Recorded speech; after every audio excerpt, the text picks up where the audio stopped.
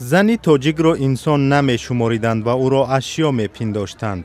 پیام به این نسل تاجیکستان از مقدره رستمووا، یکی از زنان فعال تاجیکستان که سال 2002 درگذشت. او در پیامش از نسل جوان می خواهد برای بالا بردن قدر زنکاری آنها را ادامه دهند. روزی 7 مارس در دوشنبه آثارخانه را باز کردند که به نام اوست و تاریخ بانوان برجسته تاجیکستان را نشان می دهد.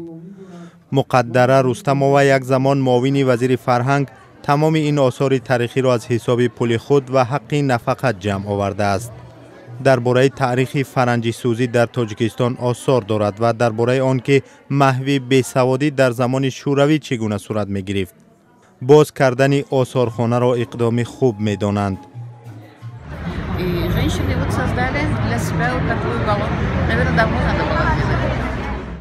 در اینجا درباره پتی عزیزووا معلومات میگیرید که اولین ملیسه زن در تاجیکستان بود. با اوغولای شمس‌الدینووا آشنا میشوید که اولین وزیر تندرستی تاجیکستان بود. آثارخانه در داخل آثارخانه مردم شناسی تاجیکستان جایگیر است.